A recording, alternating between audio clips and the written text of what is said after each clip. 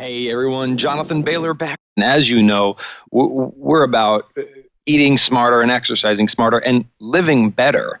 And that living better is really going to be the focus of today's show because we have a very wonderful guest with us, someone who has been enabling people to live better through unlocking their creativity most effectively for more than 3 decades. She is the author of 37 books, including a book called The Artist Way, which has sold more than 2 million copies. Her work has been translated into more than 35 languages and has totaled more than 4 million sales worldwide. So she has been helping folks to be as creative as they can, unlocking their creativity and therefore living better for just a really long time. Julia Cameron, welcome to the show, and thank you so much for joining us. Thank you. Good to be here, Jonathan. Well, Julia, just to get started, how can we, let's take a step back, and you have a wonderful quote, which I had written down here, which is, most of us have no idea of our real creative height. We are much more gifted than we know. My tools help to nurture those gifts. What do you mean by that? And can you elucidate on what you mean by assisting those to unlock their creativity? Well, I believe that all of us are innately creative, and that some of us have an easier time accessing our creativity than others. And I wrote The Artist's Way in order to help the people who were stymied to move forward. And I have 3 basic tools that if people use them, they will unblock their creativity and move into a fuller life. Well, as I would love if you to share at least some of those with us. Okay. The first tool, and this is the one that I'm sort of known for, is a tool called Mourning Pages. And it's 3 pages of longhand morning writing about absolutely anything that crosses your mind. It's a little bit like having ADD because you might write down, I didn't like what Jim said to me at the office yesterday. I forgot to buy kitty litter. So it looks like it has nothing to do with creativity, but in fact, it clears the path for creativity because what we're writing down on the page are the things that usually sort of float through our day and inhibit us. So that's Mourning Pages. It's like building a spiritual radio kit, and it's like when you do your pages, you're sort of you're telling the universe or the higher power or God, whatever you care to call it, you're telling it, this is what I like, this is what I don't like, this is what I want more of, this is what I want less of. And when you are specific with your morning pages, the universe is able to respond to you in a very specific way. So, Julia, if I understand correctly, is it so we're not censoring ourselves? We're almost just meditating on the page, the written word. We're focusing our thoughts and just doing that via writing to clear out our mind and to focus our mind. Is that my understanding correctly? You're understanding perfectly. Wonderful. Well, and I love what you said about it allows us to get out of our heads some of the things that would otherwise block us from having maybe nobler or more productive or more useful or creative thoughts throughout the day. Yes, it's a very useful form of meditation for Westerners. Sometimes Westerners have a hard time sitting for 20 minutes doing nothing. And so I say sit for 20 minutes and do something. Keep it simple. I love that. Julia, that reminds me of one of the exercises. I have a new book coming out called The Calorie Myth, and one of the exercises we do is very similar to this, and it's sentence completion. So it's another form of, when I do X, I'm excited because I will feel Y. And just really getting those words out and putting them on paper, it seems like you've seen bear fruit for many decades now. Yes, and what happens when you write Mourning Pages is that your sensor, the inner negative voice, will start to say things like, "You're so petty. You're so negative." And you'll hear that sensor's voice, but there's no wrong way to do morning pages. So you'll say to the sensor, "Thank you for sharing," and you'll keep right on going. And this is a portable skill. You learn to hear your sensor's voice as sort of a cartoon character who is always negative, a little bit like Pigpen with all the negative flies buzzing. I love it. And that's what your sensor's like. And so I have a second tool, which is once a week, take yourself out and do something festive by yourself. It's a play date, if you will. And many times people report that when they are doing these play dates, which are called artist dates, that they feel a sense of connection to a benevolent something. So it's as though you're building a radio kit, you've done the sending with the morning pages, and then you flick it over to receive for the artist date, and you start to get what I would call a conscious contact with the benevolent something, and you begin to feel optimism. And what types of activities do you often see people engaging in during this time? Well, one of the things we have here in Santa Fe is a place called 10,000 Waves, which is a spa. And a lot of times people will go up and get a massage, or they'll go sit in a hot tub. But it can be anything. A lot of times I tell people to go to a children's bookstore. And I imagine there's a good children's bookstore in Seattle. Certainly. Or I'll say, go to a flower shop, and they'll go to a plant store. And I tell them, now try to spend an hour. We want to say, I walked in the flower store, I saw an African violet, that was that. And instead I'm saying, stay and soak in the atmosphere. Really observe. And again, this seems like, correct me if I'm wrong, but for example, watching a very violent movie or playing a very violent video game is not the type of activity we'd want to be doing here. It's something that's a little bit more centering, or? Yes, I don't think you want to go watch people being blown to bits. So it sounds like it's a little bit more nature-oriented, relaxation-oriented. Don't think of it necessarily as going to do something spiritual, but it seems hard to walk through a beautiful landscape and not feel some level of spiritual serenity. Yes, I think that's true. It's expanding our awareness. What happens is many of us have lives where we do the same things all the time. And we get into a rut and then we furnish it.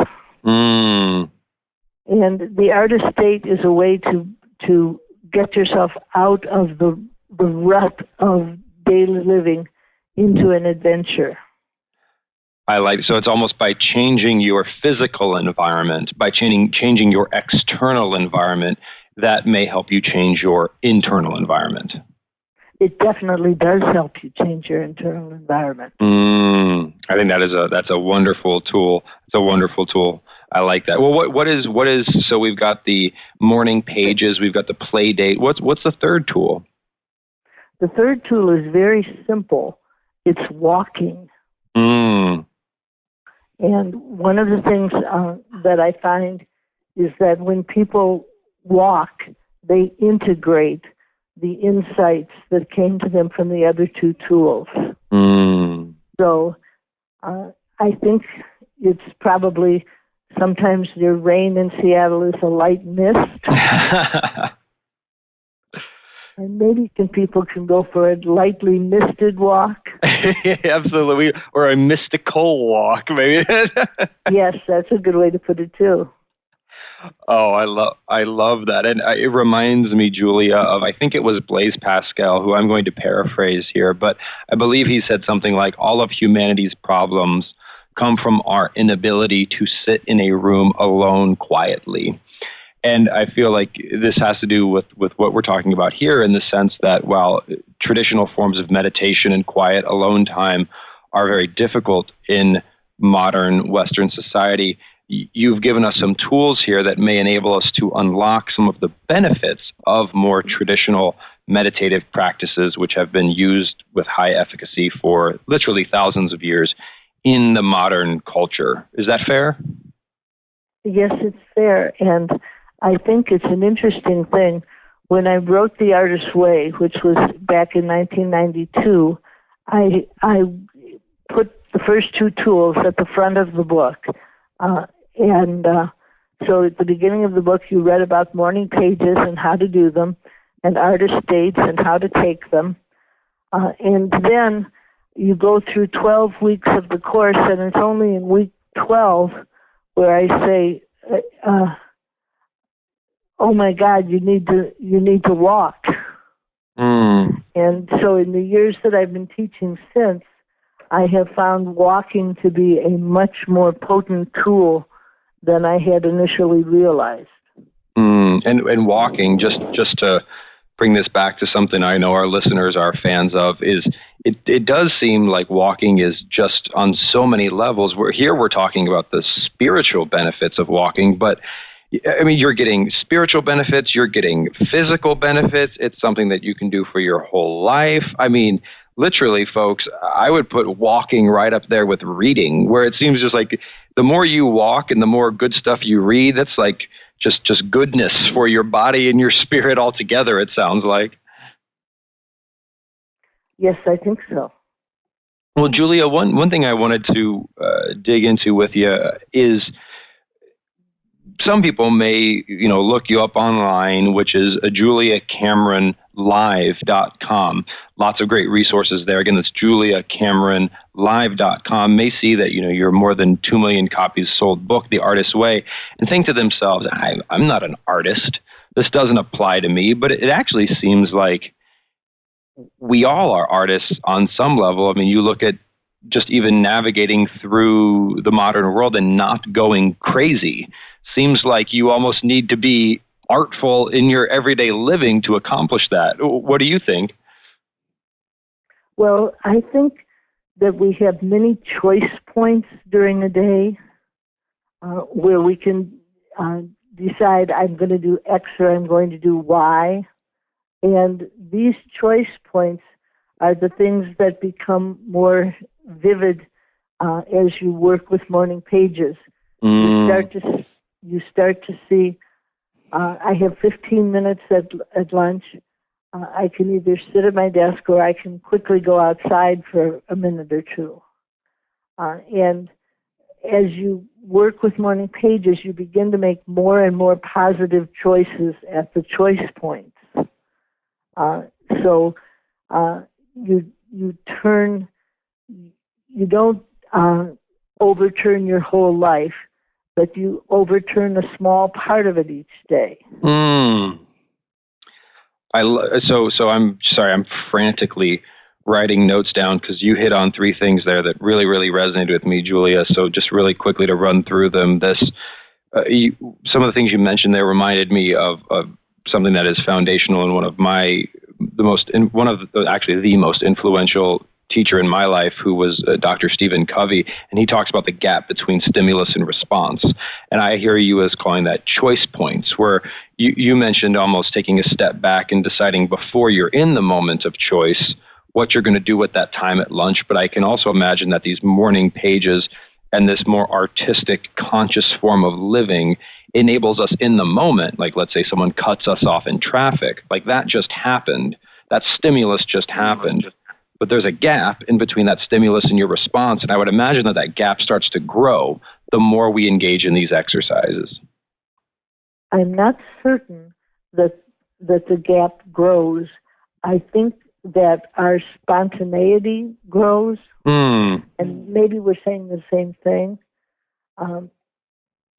Yeah, I meant when I say gap grows, I mean more. We have more. We're in a better position to choose something productive after we face something. Mm-hmm. Well, and the other thing, Julia, that really resonated with me was just the old quote of the unexamined life is not worth living. And it seems like if nothing else, this is an amazingly powerful way to help ourselves start living a more examined life. Yes, but I want to put a cautionary note in here. I tell people to do 3 pages of longhand morning writing. That's one side, another side, and another side. And sometimes people say to me, well, can't I write 6 pages? And I say, no, you really don't want to, because what happens with 3 pages is that you have enough space to examine whatever you're going through, and another maybe it takes about a page and a half to sort of clear the decks, and then the next page and a half is more difficult to get to, but has more pay dirt in it. But if you keep going at the end of 3 pages, you are in danger of narcissism. You become too involved in your own process, and you stop taking actions. And the Artist's Way Toolkit is all about taking actions. So I say 3 pages and then stop. I love that. It's always this paradox where we get to, and this is what I enjoy about your work, Julia, that you make explicit that you don't want to do too much of this, because our whole goal here is to, in some ways, free ourselves. And if we overdo it, then we end up in this, like you said, this narcissistic world where our efforts to become more spiritually whole become counterproductive, because it's almost like we just spend all of our time finding things we want to improve and do better and no time actually doing them. Exactly. And I think we see the same thing, interestingly, Julia, we're talking more about the mental world here, but also in the physical world, where people who want to, for example, obviously exercising is good for you, but if you do too much exercise, it's bad for you. So it's the same thing here of staying focused on our goal, which is, let's call it, for the sake of our podcast here, mental and spiritual fitness is about, engaging in that intentional activity, but not too much of that activity. Exactly. And also the thing you mentioned about finding these little things daily. Again, that's, I think, such a powerful distinction, where it's the constant and never-ending gradual improvements versus thinking that I need to change everything tomorrow. How do we help to, because that's basically what our society tells us to do, right? Change everything tomorrow versus small incremental improvements. How can we help focus ourselves on those small incremental improvements? Well, I think one way we do it is the morning pages. They will make a suggestion, and if you ignore it, a day later they may make the same suggestion, and they sort of tap you on the shoulder and say, you haven't gotten to this yet. And when you go for your walks, you begin to appreciate the environment that you're in. I love it. Well, Julia, this is obviously, we've just scratched the surface. Your work has literally touched the lives of millions and millions of people. So thank you for all that you've done to help so many live so much better. And if folks like what they're hearing, which I certainly do, I know they can go check out juliacameronlive.com. and you have 30 plus books they can check out. Is there anything else they could check out to learn more about you and living a more artistic life? Well, Julia Cameron Live has access to an online course, and I taught it in my living room in Santa Fe. Mm. So it's very intimate. Mm. And so if people want to do the artist's way, and they want a 12-week course, but they want some company, they can find it through Julia Cameron Live. And I think you also have a online support group and other ways that people don't have to travel this road alone, correct? That's exactly right. Beautiful, Julia. Well, thank you so much for a lifetime of helping people to think smarter and to live better. And listeners, I hope you enjoyed today's show as much as I did. And I'm going to have to start my morning pages tomorrow, because I tell you, that does sound like, I can't imagine that not helping. So, Julia, thank you so much for joining us today. You're welcome, Jonathan. And listeners, I hope you enjoyed today's show as much as I did. And remember, this week and every week after, eat smarter, exercise smarter, and heck, given today's podcast, think and write smarter and live better. Talk with you soon.